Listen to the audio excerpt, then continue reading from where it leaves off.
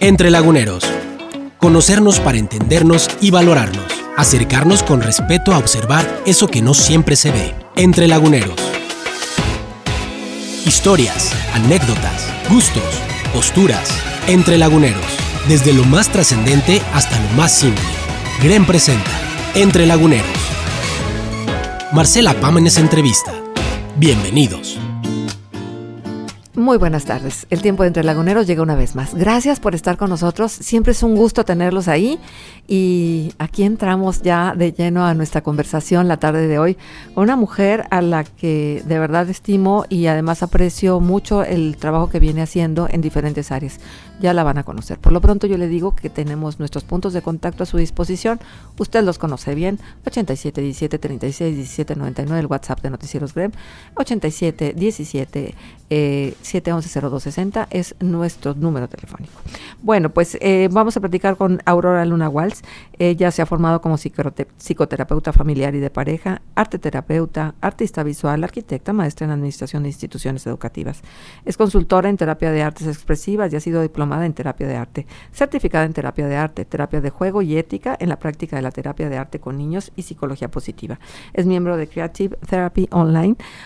Aurora también ha participado en exposiciones artísticas individuales y colectivas, ha publicado artículos en relación a diversas obras y autores y se ha desarrollado como conferencista sobre temas relacionados al desarrollo del proceso creativo, el arte terapéutico y la educación. Ha participado en talleres, conferencias y congresos y seminarios de terapia de arte, no nada más en el entorno nacional, sino también en el entorno internacional, ya la escucharemos. Cuenta con experiencia en gestión, coordinación y dirección de proyectos educativos. Aurora, te agradezco tu tiempo, agradezco que estés con nosotros. Y todo esto tuvo un origen, y seguramente el origen viene de tiempo atrás, tal vez desde tu niñez, tal vez desde la formación que tuviste en casa, tal vez desde tus inquietudes. Por ahí queremos empezar esta conversación. Muchísimas gracias por estar. Muchas gracias, Marce, muchas gracias por la invitación y bueno, es un privilegio siempre compartir y tener la oportunidad de ser vista y escuchada por otras personas y poder decir lo que ha sido una trayectoria de mucho tiempo, de mucho esfuerzo, de mucha dedicación y realmente aprecio mucho el estar aquí compartiéndolo hoy contigo. Muchas gracias, Aurora. Cuéntanos de tu familia de origen, ¿qué sembraron en ti para que seas la mujer que hoy eres? Uy, fíjate que tuve la enorme fortuna de tener unos papás que dentro de su entendimiento, dentro de su comprensión sobre la hija que tenían, una hija muy inquieta desde muy chiquita. Yo pienso que aunque no fui diagnosticada como ahora es posible diagnosticar a un niño con trastorno por déficit de atención e hiperactividad, seguramente yo tuve muchos síntomas y era una niña pues extremadamente inquieta, tan inquieta que aprendí a leer, yo creo que como a los 4 años de edad, tocaba el piano, jugaba cosas que no jugaban otros niños, es decir, yo a los 5 años de edad ya había leído Mujercitas, Corazón de Edmundo D'Amici, sí, ya a los 5 años yo ya leía de corrido, escribía manuscrita. En fin, entré a primero de primaria a los 5 años justamente porque mi mamá se dio a la tarea de hacer como una peregrinación por los colegios de ese tiempo a ver quién me admitía, exactamente, porque pues estaba muy chiquita, ¿no? Entonces lo primero que preguntaban las maestras era, ¿y de veras sabe leer? Y pues sí, yo agarraba mi libro y dígame usted qué quiere que le lea y yo leía. Entonces tuve la fortuna de tener una mamá que entendió que yo tenía una necesidad de aprender y de desarrollar capacidades desde una edad muy, muy temprana, ¿no? Por otra parte, mi papá se dedicaba a fabricar muebles de madera y también tenía como una parte artística porque él diseñaba. Entonces él impulsó mucho esto del dibujo, el arte, la inclinación hacia la obra visual. Siempre fue como parte de su apoyo, ¿no?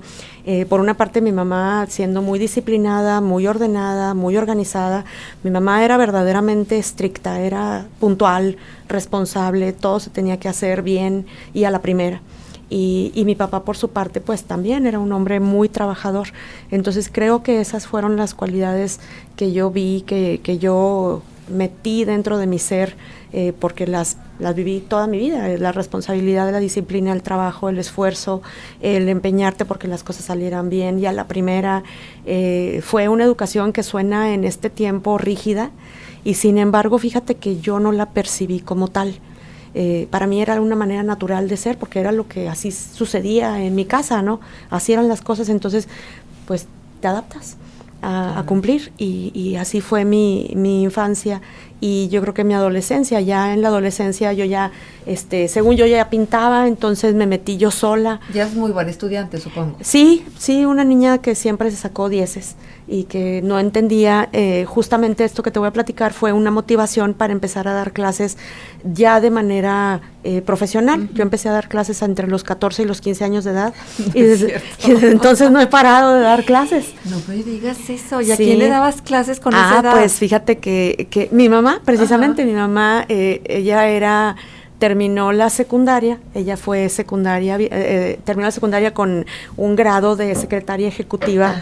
De ese tiempo, pues era así como sí, lo máximo. Lo máximo. Entonces mi mamá tenía ganas de hacer la preparatoria abierta, se metió a la prepa, no le entendía las matemáticas y dijo, ¿quién me explica? No, pues mis hijos, ¿no? O sea, mi hijo o mi hija. Y en ese tiempo yo dije, yo quiero enseñarle a mi mamá, porque quiero que mamá sienta lo que se siente sacarse una calificación baja, yo la quiero reprobar.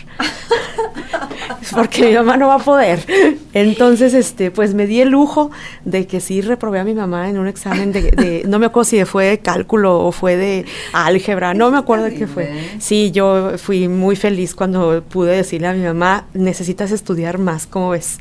Entonces, pues fue un reto y fue algo muy padre entre ella y yo, porque nos ubicó en un terreno diferente, ¿no?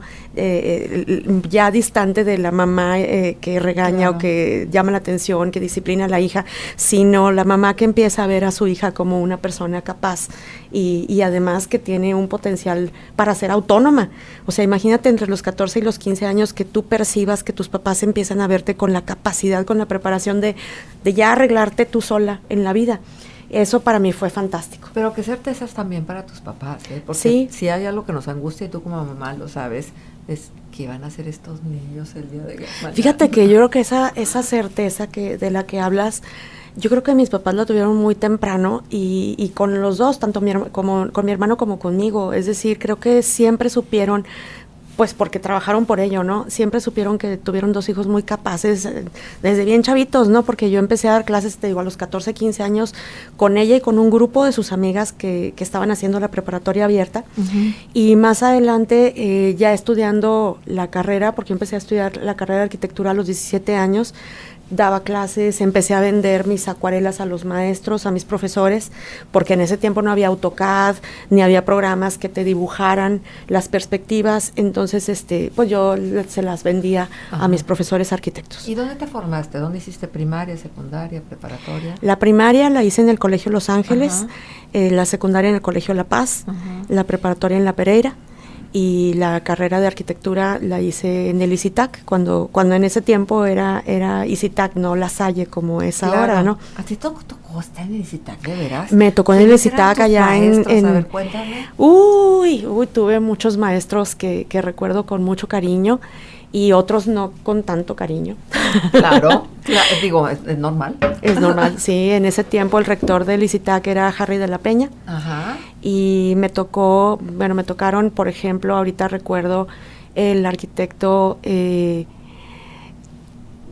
me fue el nombre, Sergio de la Garza, por ejemplo, Luis Ubieto, que también fue mi maestro, y trabajé con él un tiempo. Todo lo que tiene que ver con diseño en muebles. Sí, trabajé con él, fue mi jefe, y fue un jefe y un maestro súper divertido, pero súper divertido. Recuerdo el tiempo de trabajo con él como un tiempo padrísimo.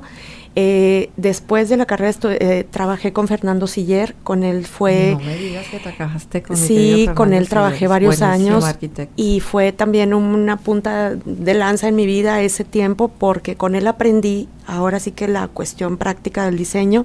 Empecé trabajando como dibujante con él y terminé como jefe de su departamento de diseño en ese tiempo, ya hace muchos años, y fue una experiencia maravillosa. A él lo recuerdo con un cariño particular, como un extraordinario ser humano, además. Sí, dentro de mis maestros también estuvo el arquitecto William Sorky. ¿Cómo no? El adobe. Sí, con toda su onda del adobe y la cuestión ecológica ecológica y que es medioambiental. un ejemplo, muy adelantado para su época. Sí, a él también le guardo un aprecio muy, muy importante en mi recuerdo, y como ellos, muchos, ahorita me vienen ellos a la mente, pero créeme que fueron muchísimos. Enrique Arroyo fue un maestro, sí, tan lindo, descansa en paz, el arquitecto Sergio Yacomán, en fin, te puedo mencionar muchos, ahorita se me van muchos. Un semillero, el Licitac de muy buenos maestros, pero también de muy buenos alumnos.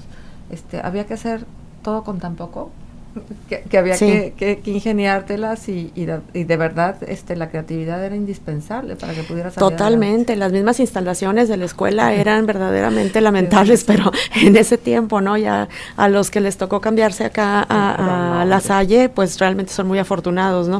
A nosotros no nos tocó ese tiempo. No, pero es lo que te digo, a veces esa circunstancia hace que tú desarrolles otras cualidades, porque no tienes todo, y lo que tienes que maximizar su potencial. Entonces es un ir y venir, ¿no? Pero fíjate que también hubo una parte muy importante de un arquitecto al que le agradezco mucho su formación en La Pereira. Yo estuve en el área de física diseño en La Pereira, y mi maestro fue el arquitecto Gerardo Ayup, y gracias a él aprendí a dibujar perspectiva y dibujo arquitectónico metodológicamente, es decir, perspectiva de un punto y 2 puntos de fuga con método bien hecho, ¿no? Sobre el respirador. Pero fíjate qué curioso que eso no lo aprendí en la carrera, eso lo aprendí en la preparatoria. Y ya cuando yo llego a la preparatoria con este conocimiento sobre dibujo arquitectónico, se te facilitan muchísimo las cosas, y además yo, habiendo pintado toda mi vida, habiendo tomado clases de dibujo y de pintura durante mucho tiempo, que realmente era una clase empírica, no era una clase tan metodológica, pero eso me ayudó mucho para la formación ya dentro de la carrera y para empezar a trabajar como arquitecta. Claro, por supuesto, pero entonces fíjate cómo va sumando, ¿no? No es que, pues la primaria por allá, como pieza rompecabezas, la secundaria por allá, la preparatoria por allá, la formación profesional por acá, sino es un todo. Que lo más Así importante es que luego todas esas piezas se embonen perfectamente para que tú tengas buenos resultados. Yo siento que ahora es eso lo que está pasando, se cinde.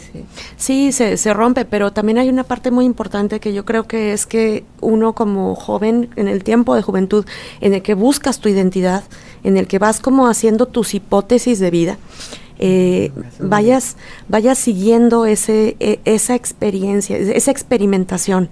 Creo yo que en mi caso, por ejemplo, esa búsqueda me llevó a que cuando terminé la carrera de arquitectura, yo después, pues, por cuestiones de la vida, viví mucho tiempo en el Bajío, y tuve la oportunidad de empezar la maestría en restauración y conservación de sitios y monumentos en la Universidad de Guanajuato. Eso fue gracias a esta búsqueda mía, que yo decía, yo necesito saber más. Y ahí me di cuenta, por ejemplo, en la Universidad de Guanajuato, en primer lugar, me cayó el 20 como que Torreón no era el ombligo del mundo como yo creía hasta ese momento. Claro. Y que había muchísimas cosas que yo no sabía en cuestiones de arquitectura, de teoría de la arquitectura, de historia de la arquitectura, que tenían que ver con mi propio país. Porque como Torreón pues no es una ciudad colonial, ni es una ciudad con una historia de muchos años como otras ciudades en México, ahí aprendí que había mucho que conocer y que comprender de nuestra cultura. Y eso para mí fue una semilla maravillosa que me llevó a nuevas búsquedas, porque tuve la oportunidad ahí mismo en el Bajío de estudiar un poquito de curaduría de pintura en Querétaro, en el museo, creo que era el Museo Regional de Querétaro. Estudié curaduría y empecé a estudiar el arte virreinal, por ejemplo, y yo dije, es que esto ya es otra cosa, o sea, esto yo no lo conocía, me encanta, y me encantaba la parte emocional. Tanto en Guanajuato como en Querétaro, los arquitectos, los maestros, los curadores, hablaban mucho del contenido emocional de la obra. Entonces, esa parte a mí me movía y me llevó nuevamente a buscar. Así fueron las cosas pasando en la vida hasta que llegué, sin darme cuenta, a la terapia de arte. Y a la terapia de arte llegué por cuestiones educativas. Como bien dijiste tú hace rato, nos conocimos cuando yo era maestra. Hace muchos años yo fui maestra de muchas cosas, entre ellas de ciencias naturales, y yo creo que cuando yo nos conocimos yo era maestra de química. Que ¿Qué tiene que ver la química, no? Fue maestra de mi hijo. Así es. Sí, que tiene que ver la química, la física, las matemáticas con toda la cuestión artística, ¿no? Pues porque he tenido la oportunidad de estudiar mucho y de recibir oportunidades de vida. Y el ser maestra en ese tiempo era una oportunidad maravillosa porque me permitía, por una parte, trabajar, pero por otra parte, estar con mis hijos, que en ese tiempo estaban chiquitos. Qué impresionante, Aurora, de verdad. O sea, yo no sé qué habría que hacer como para replicar este modelo de las ganas de saber, de las ganas de aprender, porque creo que eso es lo que está faltando, ganas de aprender, ganas de embeberte de los temas que para ti son apasionantes, o simplemente ni siquiera necesariamente son apasionantes, sino son temas de los que ignoras todo y que necesitas saber por lo menos algo. Esto es maravilloso. Déjame hacer pausa comercial y regresamos contigo. Tú no eliges tus pasiones te eligen a ti. Entre Laguneros. Volvemos. Escuchas Entre Laguneros. Marcela Pámanes te acompaña. Twitter, @entrelaguneros. Escúchanos en línea a través de www.noticierosgrem.com.mx. Continuamos en Entre Laguneros. Muchísimas gracias por estar, siempre un gusto. Y la verdad, disfrutamos muchísimo la presencia de nuestros invitados y hoy no es la excepción. Estamos platicando con Aurora Luna Walls y bueno, ¿te gusta que te digan arquitecta? ¿Te gusta que te digan terapeuta? ¿Te gusta que te digan mujer renacentista? No, fíjate que no, me gusta que me digan por mi nombre, Aurora. Yo soy una persona común y corriente, normal, con ganas de cosas como todo el mundo, ¿no? Y bueno, me he dedicado a estudiar y a hacer muchas cosas, pero igual que cualquier otra persona. Sí, pero ¿sabes? Luego hay quien defiende a ultranza sus títulos, ¿no? Y la verdad de las cosas es que como que se cinde, por un lado es persona y por otro lado es profesionista, y entonces aquí lo interesante es cómo has amalgamado, ¿no? Tu quehacer profesional con todas estas horas de aprendizaje que yo te decía ahora en el inter de la pausa comercial, que si tuviéramos que sumar todas las horas de todos tus cursos, todos tus entrenamientos, todos tus diplomados, híjole, pues yo creo que es buena parte de tu vida. Sí, pero fíjate que ahorita que lo mencionas, una cosa que a mí me ha servido mucho es enseñar lo que he aprendido.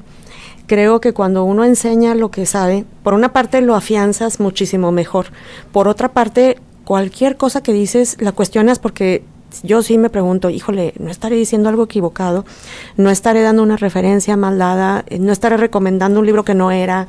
Entonces eso me hace regresar a estudiar. Y bueno, para mí pues es un maravilloso regresar a estudiar siempre, pero al mismo tiempo el poder aprender de lo que las personas te preguntan y de la experiencia del otro, cuando tú le estás enseñando algo, eso no tiene precio, Marcela. Claro. Ahora, Aurora, tengo mucha curiosidad de saber, ¿en qué momento empiezas a tocar el tema de terapia de arte? ¿En qué momento el entrenamiento de la psicoterapia? ¿En qué momento? Si tú vienes como de ciencias muy exactas, ¿no? Matemáticas, todo lo que tiene que ver con la arquitectura, que es la línea recta, punto, no hay más, ¿no? Entonces, ¿cómo convergen estos temas en tu vida? Para ponértelo de una manera muy gráfica, la línea recta de la arquitectura es recta porque toca al ser humano. Y una de las cosas más importantes que buscamos los seres humanos a lo largo de toda la vida es seguridad. Es seguridad, es pertenencia, es sentirte estable, el estar tranquilo, el estar en paz. Fíjate cómo la seguridad va relacionada de la mano, muy, muy pegadita siempre a la paz. No te puedes sentir en paz si no te sientes segura. Entonces la arquitectura también es para justamente habitar en espacios que convirtamos en espacios seguros. Eso es un hogar, un espacio seguro. Oye, esta frase es de esas frases que no podemos dejarlas pasar así como así. O sea, tu seguridad, tu paz depende de tu seguridad. Sí, como ser humano sí. ¿Cómo vas a estar en paz si no estás seguro, si sientes tu vida, por ejemplo, amenazada? Pero fíjate, es la seguridad de afuera y la seguridad de adentro, ¿no? La exterior y la interior. La paz se construye como un todo en el que tú no te puedes aislar de los demás, pero tampoco te puedes aislar de ti mismo. Entonces es muy importante tener en cuenta que, por ejemplo, las ciencias exactas son exactas justamente porque el hombre necesita la exactitud y la necesita para algo, para muchísimos fines, ¿no? Para todo lo que tú quieras, pero al mismo tiempo estamos hablando de que aquí la parte importante es el ser humano y todas sus circunstancias. Entonces, estas circunstancias son las que a mí me llevan a buscar qué pasa con estas ciencias exactas, qué pasa con todo el estudio, qué pasa con todo lo que hay que saber, si en realidad lo que necesitamos es un ser humano mejor y un ser humano feliz. Entonces, desde el momento en que yo empiezo como a darme cuenta que estoy tocando vidas con la docencia, ahí me empiezo a preocupar, por una parte por saber más, y por otra parte porque lo que yo estaba enseñando no sean ciencias exactas inútiles. Es decir, ¿de qué te sirve saber cálculo si no sabes para qué lo quieres? ¿De qué te sirve saber química si no sabes cocinar, por ejemplo? ¿De qué te sirve saber física si se te caen las cosas? Entonces, o sea, por ponerte ejemplos prácticos, ¿no? De la vida cotidiana. De las ciencias exactas. Sí, ¿de qué te sirve? Por ejemplo, digo, yo utilizo mucho cuando estoy platicando así como con amigas y demás, pues las leyes de Newton, ¿no? Toda acción corresponde a una reacción. La ley de inercia, pues no se va a mover si no lo mueves. ¿Sí me explico? Sí. O sea, son cosas de la vida cotidiana que todos sabemos, pero que sin embargo a la hora que las trasladas a la ciencia se te hacen imposibles, cuando en realidad es algo tan fácil y es algo tan conocido, y tratar de convertir las ciencias en algo tangible y en algo fácil, justamente me llevó, por ejemplo, a inventarme cosas, canciones, juegos, dibujos, lo que fuera, para enseñar mejor. Y lo empecé a aplicar cuando daba clases de química. Entonces, a partir de allí, y debido a que he ocupado cargos diferentes en diferentes instituciones educativas, pues tuve la oportunidad de tratar con maestros, con alumnos, con padres de familia y con problemas de aprendizaje, en primera instancia, detrás de los cuales siempre hay un problema familiar, o al menos en la experiencia así lo viví siempre. Le empezabas a rascar a un alumno que tenía problemas para aprender y te dabas cuenta que traía problemas con el papá, con la mamá o con toda la familia, o bueno, a veces hasta con el perro, ¿no? Uh-huh. Entonces es bien interesante darte cuenta que los problemas de un ser humano siempre traen algo detrás que tiene que ver con el afecto de otros, con cómo te involucras con ellos. Y entonces por ahí empecé a trabajar con terapia de arte sin darme cuenta que lo que yo estaba haciendo era terapia de arte. Empecé a pedirle a mis alumnos, a los papás, a los maestros, a ver, dibújamelo, píntamelo. Y así empecé sin darme cuenta, como te digo, hasta que la terapia de arte llegó, o yo llegué, nos encontramos, y a partir de ahí. Claro, mira, o sea, qué interesante, Aurora, te voy a decir, porque tú estabas en el ejercicio, en el terreno de la práctica, uh-huh. Y entonces, de alguna manera, era un laboratorio.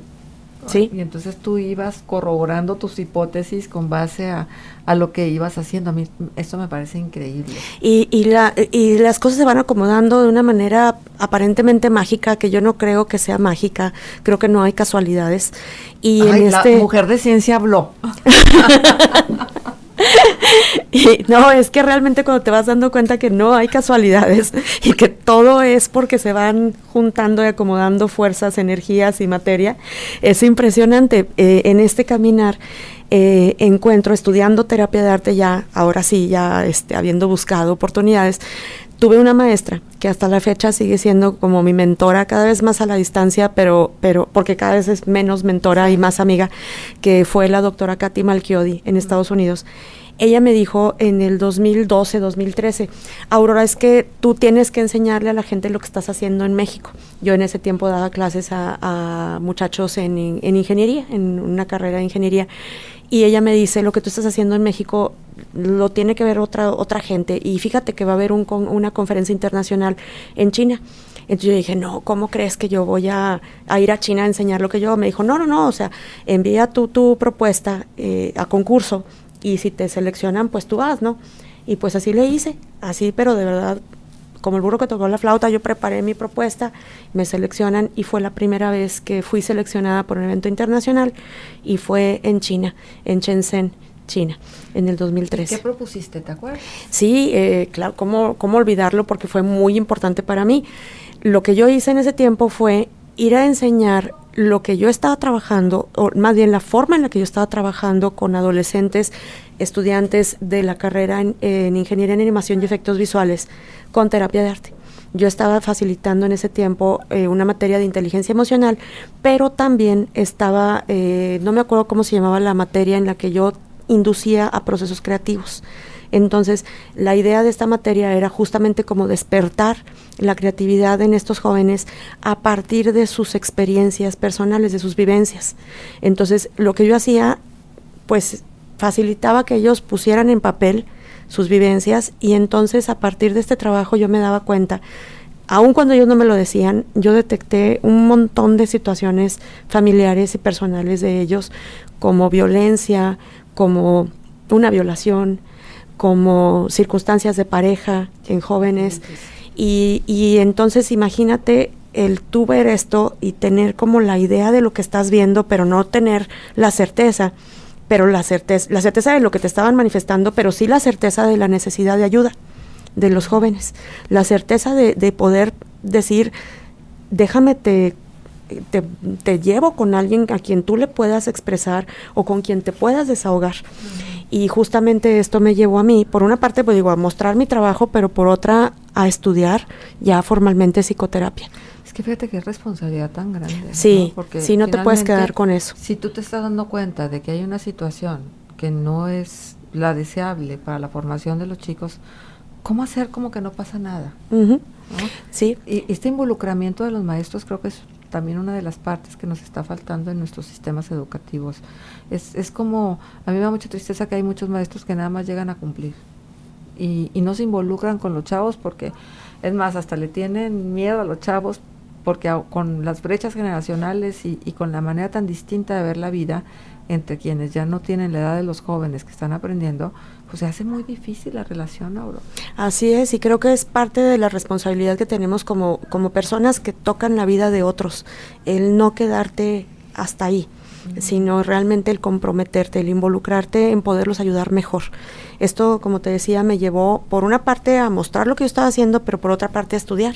Entonces seguí estudiando terapia de arte, seguí estudiando psicoterapia familiar y de pareja, y pues te repito, o sea, ha sido un camino inacabable, y además ahorita yo pienso que es inacabado, es decir, pienso seguir. Y de todo esto que haces, porque le voy a recordar al auditorio que parte de lo que tú haces es la consultoría en terapia de artes expresivas, también lo que tú haces es terapia de arte, terapia de juego y ética en la práctica de la terapia de arte con niños, psicología positiva.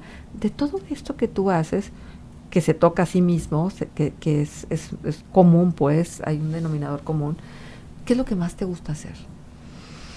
De todo lo que hago, lo que más me gusta hacer, yo creo que es compartir con las personas, el sentir que lo que yo estoy haciendo de alguna manera impacta o cambia la manera de pensar o la manera de sentir de alguien.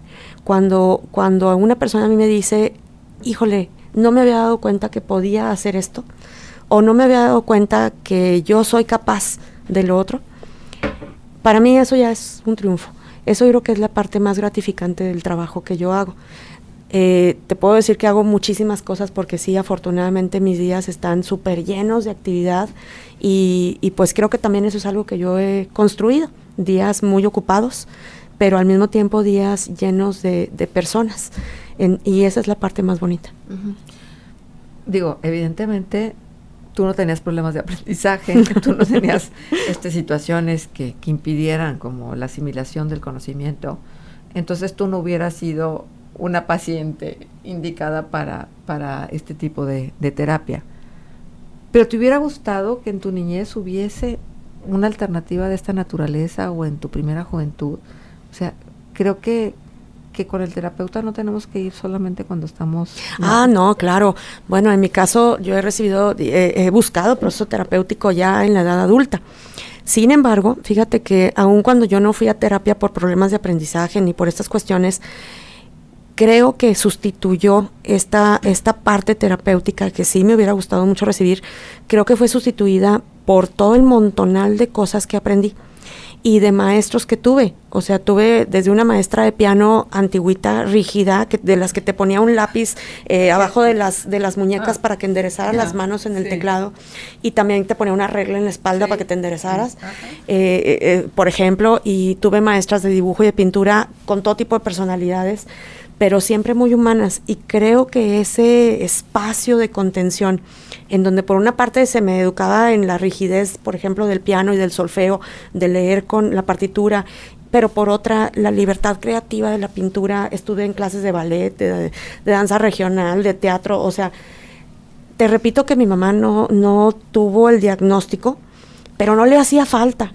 Ella que tenía que mantenerte sí, ocupada. sabía muy bien que desde que yo llegaba a comer al mediodía después del colegio y hasta antes de que me acostara yo tenía que tener actividad, y entonces mi mamá nunca lo dudó, o sea, siempre fue la clase de esto, la clase del otro, pero fue una mamá que no nada más me iba y me llevaba y me dejaba ahí. Se involucraba y además me pedía a mí resultados. Entonces, era una mamá que me decía, a ver, vamos a tocar, y bueno, ¿no? El piano, el órgano estaban en mi casa, y digo, yo no fui nunca una buena bailarina, pero sí llegué a tocar piano y órgano bastante bien. ¡Qué bárbara! Bueno, es otra lección aprendida el día de hoy. Creo que si no involucramos a los pequeños con todo lo que tiene que ver con esa parte artística, no como un complemento, como algo, bueno, si lo hace qué bueno y si no lo hace también, sino realmente como parte de la formación, de veras los resultados que vamos a tener no son los que pudieran si le dedicáramos el tiempo y el esfuerzo a que los chicos recibieran esta otra parte de formación. Finalmente somos seres integrales, o sea, el conocimiento de las ciencias exactas tiene que empatar con la sensibilidad, con la creatividad. El puenteo del hemisferio derecho y el hemisferio izquierdo, en pocas palabras. Bueno, vamos a ir a la pausa comercial y regresamos. Tú no eliges tus pasiones te eligen a ti. Entre Laguneros. Volvemos. Escuchas Entre Laguneros. Marcela Pámanes te acompaña. Twitter, @entrelaguneros. Escúchanos en línea a través de www.noticierosgrem.com.mx. Y continuamos con esta conversación en Entre Laguneros. Hoy nos está tocando platicar con Aurora Luna Walls. Y me encanta descubrir, Aurora, que finalmente uno puede reconocer situaciones que tuvo en su infancia o en su adolescencia, que hubieran sido un impedimento tal vez para poder avanzar, pero que hoy en día son parte como de esas oportunidades que la vida te dio. Digo, porque yo veo que con mucha facilidad hoy a los niños con trastorno de hiperactividad y déficit de atención y todas estas cosas, pues son bastante estigmatizados, ¿no? Una vez que reciben el diagnóstico, híjole, para que les quites la etiqueta, y yo creo que tú como maestra también lo sabes bien, los alumnos luego son etiquetados con mucha facilidad, y creo que y en la misma casa, ¿no? El que puede, el que no puede, el que es asertivo, el que batalla, y entonces de alguna manera vamos conformando y alimentando ese monstruo de inseguridad que luego hacen que pierdan su paz, y al perder su paz la andan buscando a veces por caminos falsos. Sí, creo que es muy importante que como papás, por una parte, consideremos que nuestros hijos son capaces, pero lo creamos realmente, porque una cosa es que tengan hiperactividad o que no puedan tener su atención fija en cierta cosa por mucho tiempo, y otra cosa es que sean incapaces de aprender. Exacto. O sea, van a aprender pero de otra manera, y van a necesitar recursos y actividades que no necesariamente son las de una escuela tradicional. Entonces estos recursos y actividades, cuando hablamos de arte, haz de cuenta que se abre un panorama enorme, porque a través de las artes lo primero que sucede es que te tienes que mover, es decir, tienes que involucrar todo tu cuerpo. Todas las expresiones artísticas involucran el movimiento corporal. Entonces es bien interesante que muchas veces aprendemos en función a cómo nos movemos. Yo les digo, por ejemplo, a mis alumnos en el diplomado de arte terapia, que cuando uno va a cometer un error en la vida, cuando la vas a regar, vas con todo el cuerpo, no nada más vas con el pensamiento y con la idea y la filosofía, ¿no? Como cuando llegas a terapia tradicional, a una terapia psicológica, tú llegas, te sientas y platicas. Pero cuando la regaste en la vida, o sea, el motivo que te llevó a terapia, fuiste con todo el cuerpo. Entonces, ¿por qué no ir a terapia con todo el cuerpo? ¿Por qué no ir a la vida realmente a aprender con todo el cuerpo? Y esto es algo que te facilitan las artes. Entonces, imagínate qué padre que pueda un niño aprender matemáticas sin darse cuenta que está aprendiendo matemáticas porque está tocando un instrumento musical. Y tocar un instrumento musical, leer una partitura, es una clase avanzada, así, avanzada de trigonometría. Claro. Entonces, así como este ejemplo, te puedo poner muchísimos. Los niños autistas responden a la música de una manera fabulosa y no responden a otro tipo de estímulos y pareciera como que no los escuchan o no los perciben. Y a la música responden. Entonces, es importante buscar a qué estímulos y de qué manera responde una persona, porque puede ser que de la manera tradicional no suceda nada, y al contrario, cada día generemos mayor resistencia, mayor apatía, mayor miedo, un miedo o una sensibilidad a, ay, otra vez me van a venir a decir que yo tengo que saber y yo no lo entiendo. No lo comprendo, no puedo. Entonces, es bien importante que busquemos alternativas, que no nos cansemos al pensar que una persona tiene algo del cual podemos obtener una respuesta o a través de un canal por el que nos podemos comunicar. Luego es bien típico que dices, ay, terapia de arte, ay, sí, yo dibujo con bolitas y palitos, y luego tengo 2 oídos sordos, o tengo 2 pies izquierdos, o sea, estas cosas que luego también nos contamos a nosotros mismos y son limitaciones. ¿Cómo hacer como para que se te abra la perspectiva de que todos tenemos esta capacidad de dar rienda suelta a nuestra creatividad y hacer algo? Digo, estéticamente no puede ser que no sea perfecto, pero emocionalmente es liberador. Fíjate que actualmente tenemos la fortuna de vivir en un momento histórico en el que tenemos la corriente del arte contemporáneo que dice que todos podemos ser artistas y que el arte no tendría por qué tener ninguna función y no tendría por qué ser bello. Entonces, si todo esto no hubiera sucedido históricamente y no estuviéramos viviendo este momento, no tendríamos la posibilidad de utilizar el arte en la terapia, porque pues no todo el mundo toca, ni pinta, ni canta, ni actúa de una manera bella o estéticamente bella. Entonces, como podemos hacer lo que queramos y cualquier persona puede ser artista en un momento determinado, fíjate cómo la historia te fue preparando para que llegara a esto. Acuérdate de aquellos famosos 5 minutos de fama que decía Andy Warhol, que todo el mundo en el futuro iba a tener 5 minutos de fama, y actualmente todo el mundo los tenemos a través del Facebook y de Instagram. O sea, tienes, y a veces tienes 5 minutos de fama frecuentes. Entonces, imagínate qué maravilla poderte sentir suficientemente poderoso de crear cualquier cosa que te va a dar una gratificación. Claro. Porque esa es la primera parte de la historia. O sea, quizá lo que hagas no es tan bueno, pero sí es gratificante. Pero además tiene que ver con que me gustó a mí. Sí. O sea, a lo mejor escribes algo y tú lo lees y dices, ay, qué bien. Sí. Y eso ya te liberó de algo, de alguna emoción, de algo que te hayas ahí atorado, una impronta que estaba en tu cuerpo. Fíjate que la psicología positiva dice que las personas, dicen que están estudiando a las personas felices para ver de qué manera se puede recrear la felicidad. Y una de las cosas que dicen es que las personas felices dejan que las cosas pasen. Es decir, están abiertas, no están, ay, lo tengo que hacer todo bien, me tiene que salir perfecto, lo tengo que hacer a tal hora, tengo que cumplir estrictamente en esta forma y medida, ¿no? Sino que son capaces de dejarse fluir, pero al mismo tiempo, si es necesario pintar afuera de la línea o hacer cosas que parecieran como fuera de contexto, no hay problema, no pasa nada.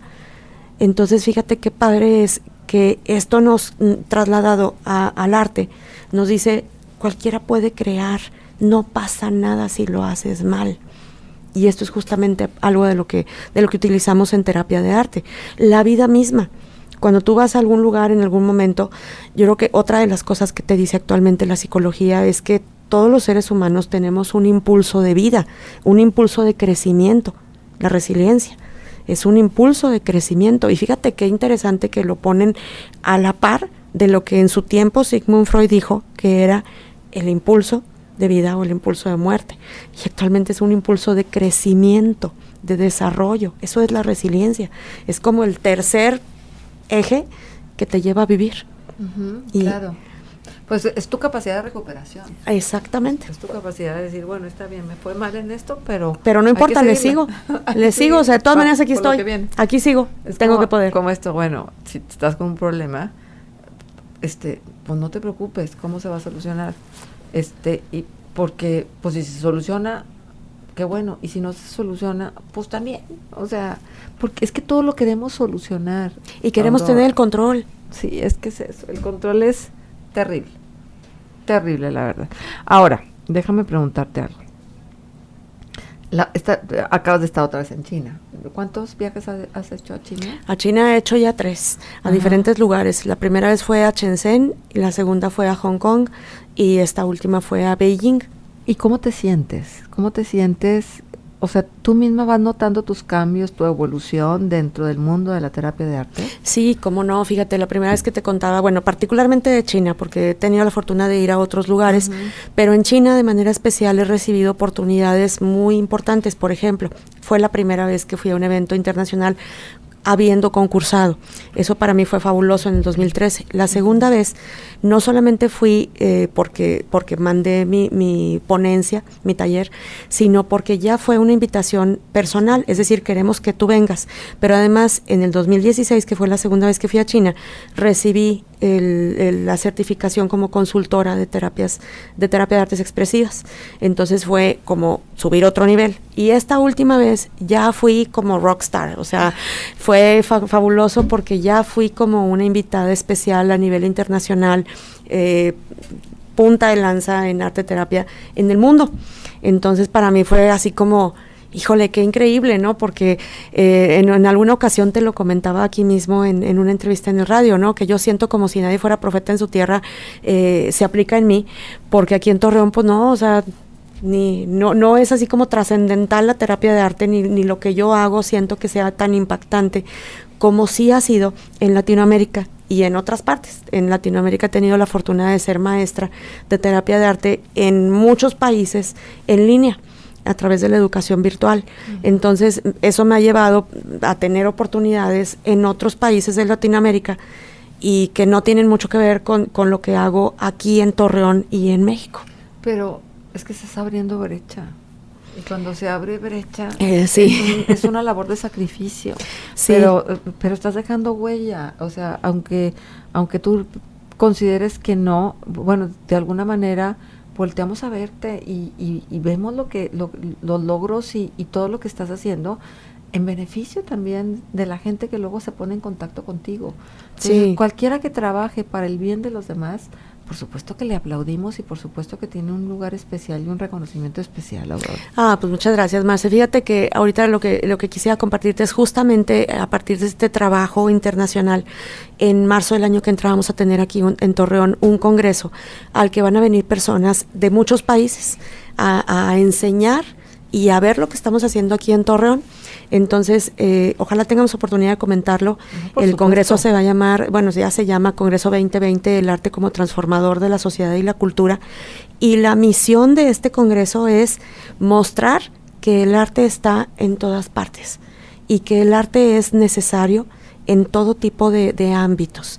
Entonces las personas que van a venir de diferentes lugares de Latinoamérica, de Estados Unidos y de China, vienen justamente a compartir sus experiencias, sus procesos creativos y toda su trayectoria con personas de México. Fíjate, eso me recordó, seguramente tuviste esta película que se llama August Rush, este chiquito que luego está en un orfanatorio y entonces él empieza a crear música en su mente y los sonidos externos los capitalizaba como parte de su propia música interna. A propósito de lo que tú decías, que el arte está en todos lados. Entonces, creo que tenemos que convencernos a nosotros mismos a apreciarlo y valorarlo. No como una postura elitista, intelectualoide, no, de capacidades diferentes, ¿no? Es la vida cotidiana, o sea, todo lo que utilizamos, todo lo que aprendemos, todo lo que vivimos, en algún momento se relaciona con el arte, todo el tiempo. Y si utilizáramos los procesos artísticos en los procesos educativos, en los procesos productivos, en los procesos de todo tipo, nuestra vida sería mucho más fácil. Así es. Aurora, ¿qué estás haciendo ahora mismo? Porque sabes que ya el tiempo nos está ganando un poquito, pero yo sí quiero que la gente sepa qué es lo que tu responsabilidad que recientemente ha recibido en lo que tiene que ver con la creatividad, con el Centro de Artes Visuales. Sí, pues inicio en la dirección del Centro de Artes Visuales de la Universidad Autónoma de Coahuila aquí en Torreón, y esto pues de alguna forma es consecuencia de una serie de trabajo y de intervenciones que he tenido. Yo estoy en el Centro de Artes Visuales desde su formación en el 2015 y actualmente, inicio en la dirección en un lugar en el que promovemos las artes visuales, la terapia de arte y el arte para la educación. Entonces tenemos diplomados de dibujo, pintura, grabado, cerámica, escultura, muralismo, animación digital, arte terapia, y vamos a tener muchos eventos y muchas cosas que compartir a partir de ya. Entonces es una responsabilidad muy padre, pero al mismo tiempo es un proyecto ambicioso en el que deseamos que se involucre toda la gente de Torreón, Gómez Lerdo y sus alrededores. Por supuesto, toda la comarca lagunera. Así es. Aurora, tienes un sitio en Facebook, ¿cierto? Sí, bueno, mi Facebook personal, Aurora Luna Walls, el Facebook del Centro de Artes Visuales, que lo pueden encontrar como Artes Visuales UADC, y el Facebook de la plataforma educativa del Centro de Artes Visuales, que es Continente 6. Muy bien. Pues nos quedamos con toda esta información y con tu compartir.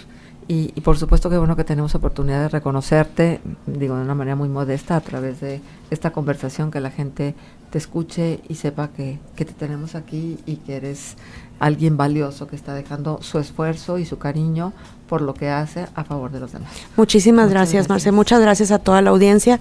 Muchas gracias a tu equipo. Es para mí de verdad un honor estar aquí. Gracias. Para nosotros también. Y a ustedes, muchas gracias. También un honor tenerlos de audiencia. Ojalá y que el lunes entrante nos volvemos a encontrar. Hasta entonces. GREM presentó Entre Laguneros. Conocernos para entendernos y valorarnos. Acercarnos con respeto a observar eso que no siempre se ve. Entre Laguneros. Historias, anécdotas, gustos, posturas. Entre Laguneros. Desde lo más trascendente hasta lo más simple. GREM presentó Entre Laguneros. Los esperamos con una nueva entrevista la semana entrante.